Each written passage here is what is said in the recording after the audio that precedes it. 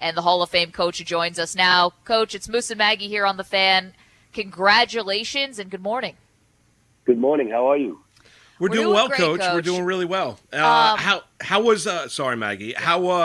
What an unbelievable year for Iona. Take us through, not just winning the conference tournament, Coach, but the stop starts, the pauses that you and your team went through in the regular season. It was, as we all know, this is a dose of perspective that we never wanted, never expected, but we'll always remember for the rest of our lives. We've witnessed 500,000 people dying without funerals. We've witnessed hospital workers working around the clock, getting sick to try and save people. We've witnessed no restaurants being open, deserted places, and we just kept looking at that. I kept bringing that up to him, how fortunate we are with all the deaths and all the tragedies. Let's not complain about going into pause and coming out. And they took that perspective, and they understood it. The problem was every time we went into pause for 10, 12 days, we come out and we're completely out of shape again. And you can't drive them too hard because then the injuries come in. So 4 different times it was a fine line. And I almost threw up my hands in the last time and said, I don't see how we can go into this conference tournament with 5 days preparation totally out of shape. But the guys did it. And then I said to myself, and only to myself, to the team, I said, we're definitely winning it. We're going to be the best we can be for 4 days. But I didn't know if we could get through 4 games in 5 days. And the guys did it. And I just think their perspective of handling adversity was tremendous. Coach, you talked about the loss that we've all felt and all around the country and really the world this year. And, I'm curious about you're up close with young people who are going through this, and you guys have had to be isolated. This is nothing like the normal college experience for these student athletes. What is the mental toll that this has taken on your team? Well, I think that's where we have to come in as coaches and teachers. We've got to assure them that this is a pandemic. It's something that hopefully will happen only once in our lifetime, and that they've got to understand that there's so many more people suffering than we are. We are very fortunate to have what we have, even though it's a difficult senior year for my seniors. But we just kept that in mind, that so many people are suffering so much more than us, and we need to appreciate what we have. And at Iona, I think it's very easy. Sometimes when you're at the bigger schools, you may not appreciate it as much. But when we're at Iona, you'll see a lot of athletes in the bubble right now complaining about the food. They're complaining about the fact that they're in a bubble. You're not going to get that from us because we're a small Catholic school that really appreciates the little things in life. Coach, I'm curious, the victory that you had over Siena in the conference tournament. You talked about one of the great moments in your coaching career, and seeing your team come back and win that game. Talk a little bit about that the impact of that game, and then after that, you had 2 more to win. Yeah, things weren't going well for us that night, and the players just dug in and defensively just overcame. It looked like many times you'll see teams fold up at that point because it's not going well. And they just kept digging in. And we kept saying in every huddle, we're going to win this game. It's going to turn. Just keep digging. And they did. And they won the game. And that's, as coaches, those are your favorite wins. When adversity hits, things are not going well for you offensively or defensively, and you can hang tough. Just very similar to what UCLA did to Michigan State last night. Yeah. Things were not going their way, and in the last 5 minutes, they turned the game around. Coach Rick Pitino is our guest. Coach, did you see the exchange that Tom Izzo had with his player at halftime? That got a lot of attention. What did you think of that? Well, I just talked about that with my team. Just literally 2 minutes ago, I just talked about it. Well, first and foremost, Tom is a friend and a great coach, but that happens apparently, listening to Draymond text, that happens all the time with Michigan State. He allows that. It's part of their routine. But my message to the team was, when you start arguing who's right and who's wrong, we had an episode like that in practice yesterday, two players were saying, no, it was my switch, it was your switch. And when you start trying to determine who's right and who's wrong, you're not on the same page. And you don't have time for that in a tournament. So that's what I was telling my team about. The lesson to be learned from that is it's not about who's right and who's wrong. It's about getting it right the next time. And we just 2 minutes ago talked about that. Coach, how about this tournament, unlike any other, centrally located in and around Indianapolis, what players have to do, being in their hotel rooms, coaches as well, very, very much just about making sure everybody remains COVID negative. What about preparing your team for this experience, what they're going through right now in Indianapolis? Well, it's actually a lot better for us than it is maybe for other teams because we've missed 55 days of practice this year. We have a new coach, new coaching staff. We have 10, 11 new players on the team. The coach before me was brilliant, but he got sick, so we have no carryover from his teachings because he missed the entire year. So it's been a difficult year in terms of that. So getting away in a bubble with no distractions for our basketball team probably benefits us more than the other teams. Coach, I imagine it feels different going into this tournament as a 15 seed as it does when you were 1 seeds. Is there a different mental approach, or do you view this differently, being the low seed that's taking on number 2 Alabama? So Alabama's probably in other years a 1 seed because the ones were so strong this year. But Alabama's probably that way. This is the strongest Alabama team in their history, probably. They are a top 3 team defensively in the nation. They're a great team offensively in the nation. So if I had my druthers, I'd rather be a 1-2 seed than a 15 or 16 seed. But that being said, the way I look at this is not so much being a 15 versus a 2. Is how does Iona College, who was 0-13 in the NCAA tournament, how do they turn it around and become a 9 seed, a 12 seed, an 11-10 seed? The only way to do that is, first of all, if you don't win the MAC, which is very possible, even though Iona's been lucky to win it 5 years in a row, anytime you play one game you could lose. If you don't win it, can you still get a bid because your record is as good and your conference schedule is dynamic? So next year we're playing in a tournament that Kansas and Alabama are in. We're playing Seton Hall at the Garden. We're playing Brigham Young in the Garden. We're going to probably play New Mexico in Las Vegas. So we're going to make our non-conference schedule big time. So in case we don't make the tournament by winning it, we still have a strong enough schedule that we could get an at-large bid. Then make the schedule strong enough that you could be a 12 seed, 11, or a 10 seed. Because that's the key. The reason Iona has been 0-13 is they haven't had really a great seed yet. So that's what I'm trying to do more than anything else. You mentioned Alabama and how strong they are, Coach. Give us a little bit of how good they are offensively and defensively coming out of that SEC. For our audience that have not watched the Crimson Tide play basketball this year, give our audience a little bit of a scouting report. What should they expect when the Tide take the court against your Gaels tomorrow? Well, they have revolutionized the game, sort of like the pro game. They are a team that does not 40% of their shots are threes. 3-point shots. The other 40% are driving to the basket for layups or dunks. The other 18% is going to the foul line, and 2% is a mid-range game. So they don't believe in the mid-range game at all. They averaged 31 threes per game. It would be like watching the old Houston Rockets with Harden and those guys. All they do is shoot threes or get to the rim or get fouled. Then flip it and look at the defensive end. They are top 3 and they're number 2 in the country in adjusted defense. They're a big steal team, big deflection team, big contain team. So they have it all. Sometimes you see great offensive teams or great defensive teams. This has it at both ends. They're a devastating, long, lengthy, talented basketball team.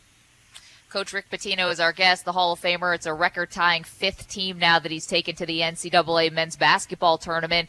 And, Coach, I'm curious for you, where do you see this on the spectrum of your career, considering how it ended at Louisville and now you're back with Iona? Do you feel like this is a comeback for you? Is this like a redemption story for you? How are you viewing this trip to the tournament? Well, you can't have a comeback unless you have setbacks. Right. So, that's the one way I look at it. It definitely is not redemption because when you look for redemption, that means you're down the wrong path. I came to Iona. I was having a blast in Greece. Loved it. Loved the coaching in the EuroLeague. And because this will be a fascinating story for you, when Iona called, I really wasn't interested in going back to college. But the president and the AD flew out. We met at an Irish pub after the game. We played Real Madrid. At 11 o'clock, I had my son, my niece, Christine Minotti, and my nephew, Willie Minotti, with my son, Michael. And we sat down. I wanted them to be in on the meeting. And all of a sudden, they asked me about Louisville and did I enjoy the experience. I said, well, let me change that subject. Let me tell you, look, I had no part in any of those things. Let me tell you what went on that I know of today. And as I started to break into it, both Matt Glowowski and Seamus Carey both said, don't go any further. I didn't even get a sentence. I said, what do you mean? They said, we've already talked to your players, your athletic directors from the past. We've talked to people who know you. We are here today. If we thought there was 1% chance that any of that was true, Iona College would not have flown around the world to meet with you. And right then and there, I knew I was taking the job. Prior to that, I would have thought about it. I wouldn't know whether I wanted to go back to college or not. So to me, that made me feel so great that all I want out of this job is to take a Nellie Joseph, take an Osborne Shima, and vicariously live through them to try and fulfill their dreams to be professionals at whatever they do. So I'm at such a happy place right now that it's not about redemption, revenge, trying to accomplish. My accomplishments are going to live through my players. And to any coach or any teacher, that's the finest way to live. You mentioned how appreciative you were of Iona. We talked to you a year ago also, and you mentioned how this is the place you want to be. You always saw yourself finishing out at a small Catholic school. You're close to the golf course at Wingfoot, and this opportunity provides a lot of things for you professionally, but personally as well. But I'm just curious because you are Rick Pitino, the Hall of Fame coach. There are openings out there in college basketball. Has anyone reached out to you at Indiana, UNLV, other places? Well, congrats. To tell you the truth, people have reached out. I'm not going to say where, but I've made it known publicly that I'm going to, even though you may say these things, people don't believe you. Right.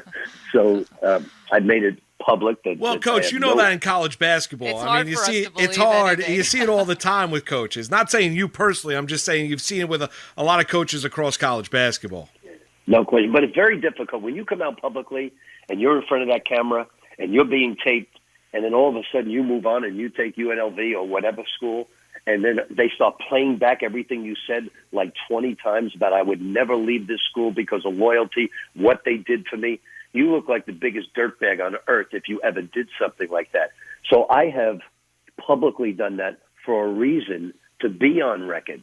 Now, would I possibly someday, way down the road, if my health is good enough to go back to the EuroLeague and coach there? That's a possibility. Would I want to coach anywhere else in college? Absolutely not.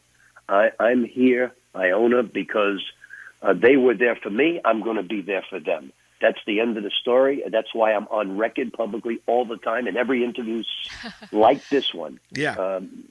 So if I wanted to entertain something down the road, you would say, I just want to take it one day at a time.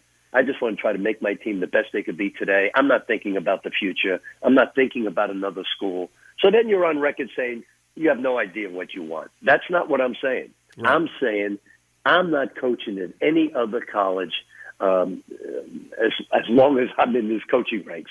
So I'm on record, and I'm going to stay on record there. I'm going to build something special at Iona. I'm going to build something that we all love with great integrity, great hustle, great passion, and I'm looking forward to that. It's when you're 0-13 in the NCAA, we got to do something about that. No doubt. Coach, let's talk. I want to ask you about a couple of players. You mentioned one of them. How about Joseph, Isaiah Ross? what those two individuals have meant to Iona basketball this year and what you need from them tomorrow against Alabama. Well, the one problem we have is now defensively it's going to be difficult to stop Alabama. We know that, but I think our guys will give great effort at the defensive end. At the offensive end is our problem. We're a little offensively challenged. We don't have great scoring on our basketball team, but Isaiah Ross is one person that has been a consistent scorer. He's gone from a spot-up player averaging 11 points last year to someone that's learning how to move without the basketball. He's putting it on the floor better. He's passing better. So we can depend on him. They'll play him tough, though. They've got great length, and they'll play him tough defensively. Nelly Joseph is a young man I recruited from Nigeria through the NBA Academy in Senegal, who's got a great future. He has a professional future if he keeps improving. I'm not saying the NBA. I'm saying the EuroLeague, the Champions League. He's going to play some form of professional basketball if he keeps improving. Coach, because we all celebrate here in New York because of what the player means at Madison Square Garden, New York City, and that is Patrick Ewing, the coach at Georgetown. How good was it for you to see one of your former players and a brilliant player that in Patrick winning the Big East Conference tournament and punching the ticket to the tournament for the Hoyas? It was so unexpected, so delightful. The thing that blew me away is how he did it. Yeah. You know, to go from a mediocre season, basically a rebuilding season, to all of a sudden just blowing. I believe it was Creighton. Right out of the game, and the scores were devastating. Now you say, and here's the problem. If he would have played 48 hours later, that run would continue. Now with this big break, you don't know which team it's going to be. And what I'm hoping more than anything else for Patrick and Georgetown, as I've had two sons graduate from Georgetown, is that they're playing the same way they concluded in the Big East tournament. So happy for Patrick. Great guy, terrific coach. He was fun to coach with the Knicks. Mark Jackson, Patrick Ewing, Charles Oakley, Johnny Newman, Wilkins, all those guys were so much fun to coach. We had a blast together. Coach, you wouldn't think about the NBA. You said EuroLeague or Iona, but you didn't mention the NBA.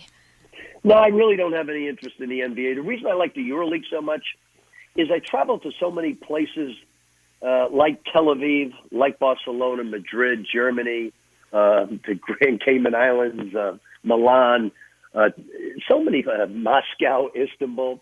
It was just a unique experience away from the game of basketball. The NBA I've already done. I've already had the great privilege of coaching the Knicks and the Celtics. Yep. So I'm not. The other great thing about the EuroLeague is you only play like 35, 40 games. I'm not sure I want to coach 100 games again. I may roll a 7 on the sidelines if that happens. Rick Pitino is our guest, and we appreciate, Coach, you carving out this amount of time for us. We know it's a busy time for you, obviously. Last one for me, and you mentioned about your players and spotlighting them and highlighting them, and that's really what it's all about. And you joined us last year, and you talked about how, you are in favor of players having control over their name, image, and likeness. Paying players, having them be able to cut their own shoe deals was something that we talked about with you a year ago. And you have Geo Baker, one of the stars from Rutgers, and a bunch of other players who have started a hashtag not NCAA property. They're trying to sort of bring awareness to the inequities of student athletes and what they're restricted on doing as opposed to other students who are on campus. And I'm curious if, like, Hall of Fame coaches like yourself and other high-profile coaches have, thought about really galvanizing together to try to amplify the voices of those student athletes and try to get a lot more, momentum behind them and to get some of these changes made.